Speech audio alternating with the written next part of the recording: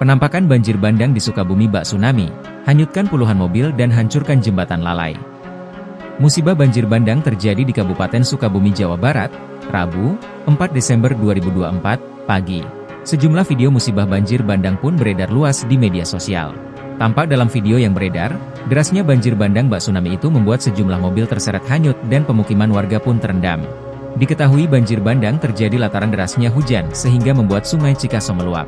Luapan air Sungai Cikaso ini pun yang membuat sejumlah mobil warga yang terparkir terseret derasnya arus banjir bandang.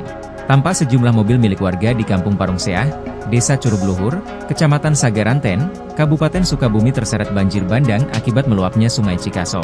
Begitu juga dengan kondisi jembatan lalai di Kecamatan Warung Kiara terbawa arus Sungai Cimandiri tiang deras pada hari Rabu 4 Desember 2024 sekitar pukul 12 waktu Indonesia Barat. Diketahui hujan deras mengguyur Sukabumi sejak semalam hingga pagi ini, Rabu 4 Desember dan hingga pukul 9 WIB, hujan masih terus turun. Akibatnya, banyak wilayah di Sukabumi terdampak banjir dan kerusakan jalan. Berikut adalah daftar lokasi yang kami terima berdasarkan laporan netizen.